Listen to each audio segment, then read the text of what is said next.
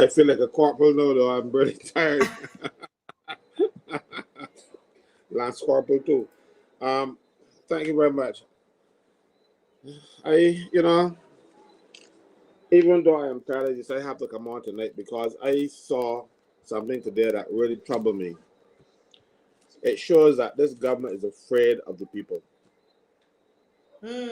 Why would they get their minions to broadcast to the public that the march is off? It in their march. Why should they be making announcements?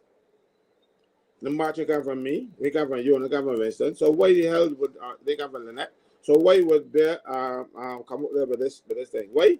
They're running scared. They don't want the people in this country to see that they've lost popularity and that the people are not 100% behind them as they think. So they're going to create that scenario. They will tell you, oh, you see, the band about the march because the people supported us. People will only support them if they're stupid, not when they're going to take away your lifeline. They take away everything else. They take away gas money. They do everything else. They take away the money for water, do everything. What could there? They take away know what you're going to depend upon if you get sick and if you're dying and you're getting old. This is the money that you're going to rely on, When you can't work for yourself anymore. And to rob the poor, Robin Hood used to rob the rich and give to the poor. This government is robbing the poor and giving to the rich. Today, I went to a meeting in the Ministry of Health. I was quite happy with the outcome of the meeting. We had a very good, fruitful discussion with the permanent secretary. And when I came outside, to my horror, someone approached me and asked, why we're not marching tomorrow. She wanted to come to the march.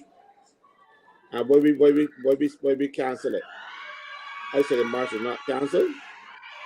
But she said, but everybody's in her office, the people are talking about it. People want to come to the march, but no, they said they heard that it is canceled. So they go back and tell them that it ain't canceled. We very much on the road tomorrow. I think I'll walk by myself. This is utter madness. The wicked, that's wicked, the evil.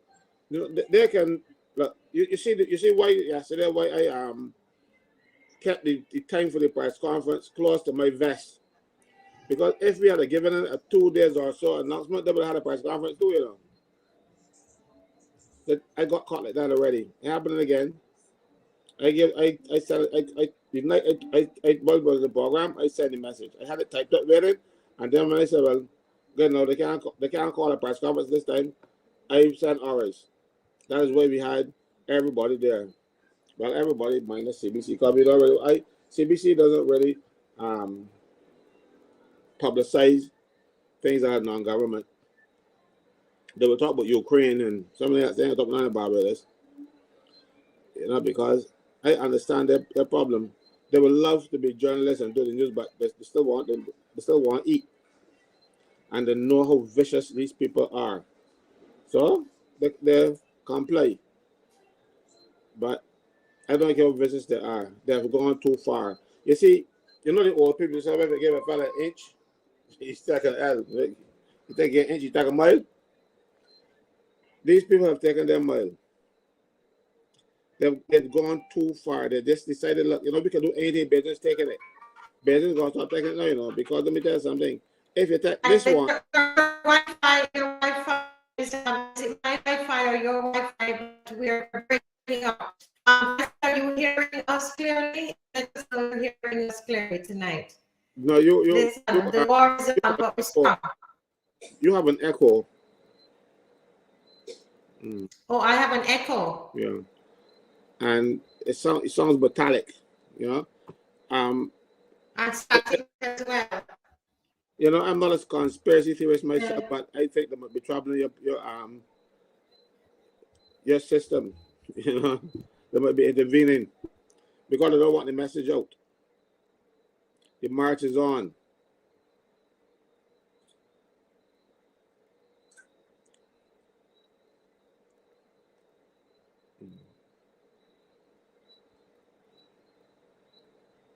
Okay, people, let us gather tomorrow and let the government know that they've gone too far. You're taking a lot. You can't take this one. This one is your lifeline. They can't take away a lifeline from you. I better take away a lifeline from you, you're going to drown. And you could be drowning in this government's incompetence. And I dare say,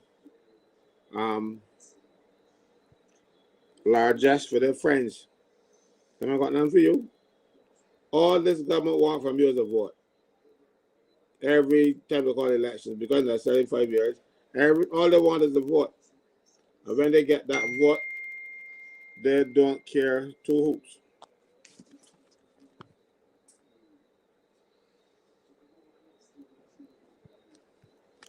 They don't care. So let me tell you now. Tomorrow we will gather at Kensington. We are not changing our minds in the last minute or anything. Tell your friends. Tell whoever. Hell, tell your enemies. We want everybody there. If you ever paid national insurance, we want you there. Because if you ever paid national insurance, some of the money that they carry is yours. Some of the money that they wrote off is yours. Some of the money that they take and build fire stations and police stations and government offices is yours. But that was money that was supposed to come to you in your old age. So if you ever paid national insurance, this is people that should be on the march. If you ever paid national insurance in Barbados, you should be on this march. I can't trust them. They go through a whole elaborate rules. They lied. They tell everything. Ben, I cannot believe my eyes when I read the executive summary actuarial report for 2019. They said that write-off is the cause of these problems. No person in the government, no government spokesman I've seen and I've heard Ronald Adams explaining these things, and he did not tell the truth. They were aware of the actuarial report. How come there's only believe one part of the report, the part that they want you to hear? I did not hear Colin Jordan, the Minister of Labor, who is also responsible for national insurance. I did not hear him say anything to that effect, that because we had this write-off, National Insurance Fund has taken a dip. I didn't hear that. You want to know why you don't want to hear that? It was the truth. And these people are so, they got a chronic truth telling problem. They don't tell the truth, even if the truth don't hurt. They just lie. They could have said to us, look, we made a mistake. I would have respect for them. Even though we might be in the same boat right now, I would say to them, look, yeah, you know, you tried your best, you've made a mistake. Let me move on from it. Let me see if we can fix it. But they are telling you that we ain't breathing, mind you, that might be true too. And all kinds of things. Except what is the actual causative effect of this thing. And that effect was the $1.3 billion from the, not even the rest of the write-off money that they had. Because of the Four Seasons money and all that other stuff, they wrote off too. But we ain't even talking about that. We're talking about the $1.3 billion that government was supposed to pay back to national insurance after they borrowed it. And then they said, we are not paying our debt. But national insurance should have been special. You want to know why? The people who they carry money from, the bondholders and all kind of stuff, they would have paid national insurance. The money that they took away from those people were to take care of their old age. You remember? A lot of old people had bonds that they were keeping there for when they get old. And then they tell them, look, you know, you can't, we can take away so much from you. One woman called, and then they can delay payment. One woman called me with tears in her eyes. She said, Mr. Franklyn, I will get back my money when I'm 117 years old. So I was able then to speak to that in the Senate, and then the government made some changes to the thing. So they're robbing those people twice. You put money aside because you feel national insurance might not be enough for you. So you saved up. You denied yourself certain aspects, certain things that you buy that you could have bought. You eat a chicken wing because you don't want to spend too much money. And now you have suffered. Now you have withheld things to secure your old age.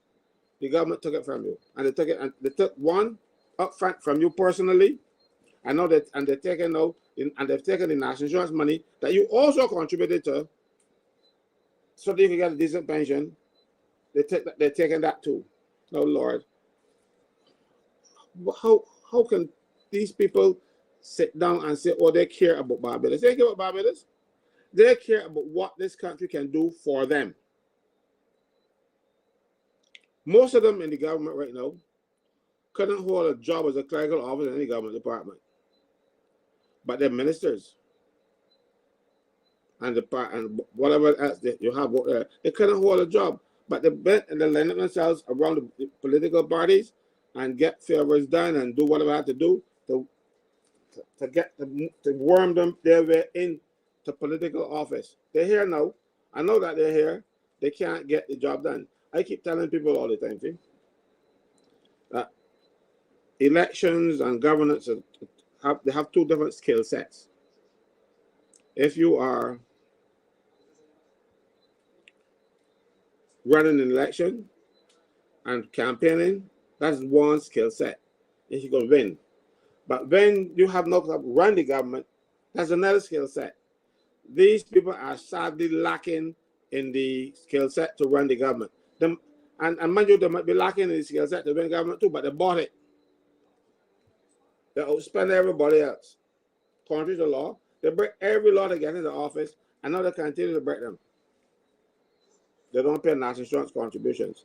National insurance is in dire need, is in crisis. And they take out the money from national insurance. That's not management of the economy, that doesn't matter anything. We didn't elect them for this.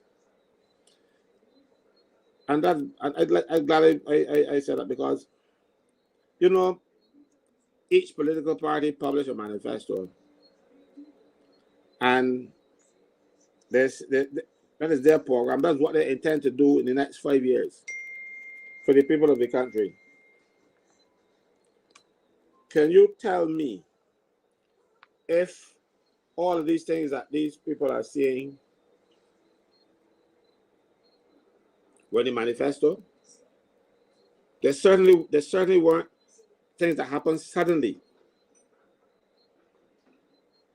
because they knew national insurance problems were on the horizon. They just worsened them.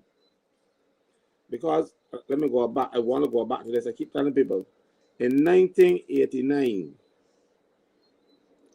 I was on a pension committee. I was a member of the staff at National and UPW, but I was in the council first and assembly on this committee. Then I started to work there.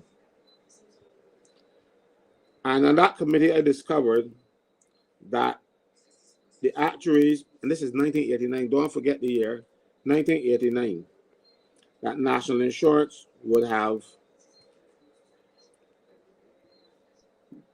experienced difficulty in meeting its obligations if nothing was done to the fund.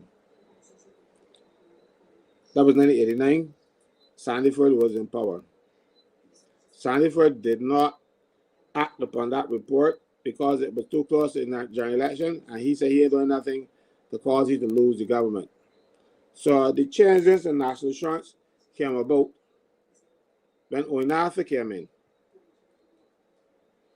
Owen Arthur then went about trying to write the national insurance scheme and make sure that it can last for more than the foreseeable future. He changed the way you computed the pensions, so you got less. He made people at the top, he changed the contribution rates, and then he kept the maximum contribution, insurable earnings, where you will pay more money. Those things were showing a benefit, showing to national insurance, to national insurance benefit. And it postponed the 1989, because in 2035, they said in 2089 that it would have come into difficulty in 2035. When Arthur made those changes, it pushed that 2035 down the road. Now this group has come back. And I remember Mayor Motley saying on one of her long press conferences that when she came into office, she discovered that the National Insurance Fund was in difficulty. That's not true. She put it back in difficulty because now, when Arthur pushed it down to 2090 or whatever it was, these people brought it back to 2035. So all of Owen Arthur's work was for naught. And all the extra payments that you made and the suffering that people endured because they get less pension, all of that, they were put by taking 27% of the investment portfolio of the national insurance. They wrote off 27%. Do you believe that anybody losing 27% of their portfolio could just say, well, it had no effect? This is what Rodham Adams is trying to get us to believe, that the 27%, which was the $1.3 billion, didn't have any major effect on the national insurance. It did. It put us back in a situation now where the actuaries are saying by 2035, so we're going to fix this. But when Arthur had put that down the road, pushed that far down the road, he's come back and undo it. Having undo it, they want to make it look like it is our fault. It isn't our fault unless you can say that we put them in office, so it's our fault to put them in office. That's the only fault that we had. We put incompetent people in office to run the affairs of this country. So as a result, you are going to suffer. You suffer for the vote. And that is where you see the Prime Minister has more consultants than any other Prime Minister. As a matter of fact, she has more consultants than all the other Prime Ministers put together. It is laughable. You know, there was a gentleman called Steve Eptich who was Director of Finance and Planning under Errol Barrow and then under Tom Adams. That man, the role that he performed now, has 8 or so people doing the job that he used to do. And you know when they talk about too many cooks spoiling the broth? All of them put in salt. This broth, salty, tastes bad. They can't cook. This group of people don't know what they're doing. But you will see some of them at the Queen's College with me. So they're going to get a pick. Some went to Miss Carrington's school, so they're going to get a pick. Whether they know what to do or not. And the pick is costing you your lifeline. That is why we are marching. We are marching to tell them, look, put it back where it was. Instead of 1.3 million that you take up the hand right, taking it, put it back. And then if we still have difficulty on the road and we have to take measures, the measures will not be as harsh as you've taken now because you put back our $1.3 billion. These measures to compensate for that, what they call it, a haircut. You know, it is, you know, that was the story about Rapunzel let down her hair. Well, that haircut had to be kind of Rapunzel's hair. Well enough. The problem is that we worship politicians. They are not the Almighty. Stop worshiping them. They are men and women like us, and they have their feelings. And this one have a feeling of the brain. They got the capacity up there. Trust me when I tell you, we made a mistake. And we put them in, and we are finding out more and more. And the tax everything. The only thing that they can't do now, they're finding more the tax so they can't be national money. I'm not asking you to pay it back. If you don't find that offensive, if you don't have a problem with that, You are one of the friends. You are one of the people who getting the big jobs. Mind you, you might not get one of the big jobs at National Insurance because they got 8 new chiefs in the legislation of National Insurance. 8. Chief, this chief, and that chief, the third. Everybody, National Insurance has a chief. And the one Indians, they don't really want all these chiefs. But it's up to you. Only you can let this government know that you mean business. I want to see you on the march. If you are not there, you are telling the government, go ahead, rob us as much as you can. We love it. Because that's what they're doing. The only thing this is, they're using a gun, but the people robbing us, this is robbery without violence. Stop them. Make them consult with the people of this country when they're taking major decisions. These pieces of legislation that was going to affect everybody in this country, the government sneak them in Parliament, sneak them in on a Friday evening. Saturday, Sunday are off days. Monday and Tuesday were bank holidays, and then they're going to break the Sunday Wednesday. Thank God for Marcy Weeks. If Marcy Weeks sure didn't come on and let people know what they were doing, we would be no wiser now. When you going to do business behind people's back, you do a business in the dark. Those are people who like darkness rather than light.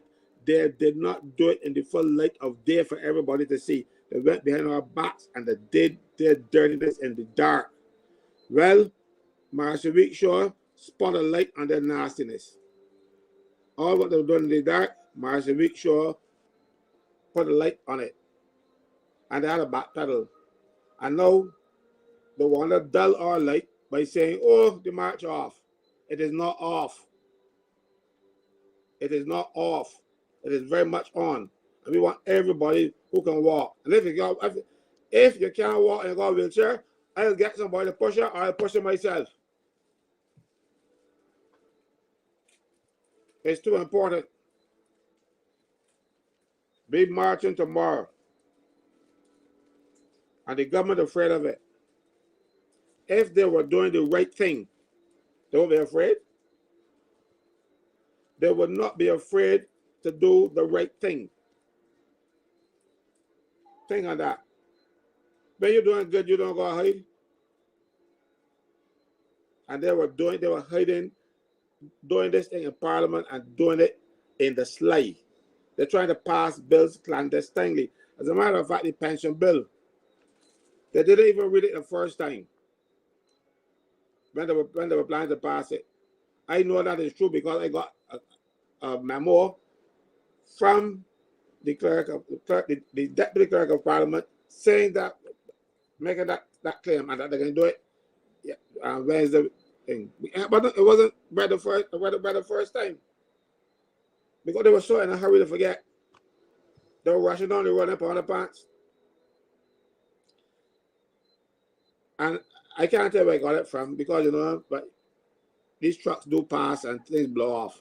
But they don't blow off a truck and I got it. I can show it to you if you don't me. Because I've saved it. And I've shared it. So if the steal my computers, it will still be there and somebody else's.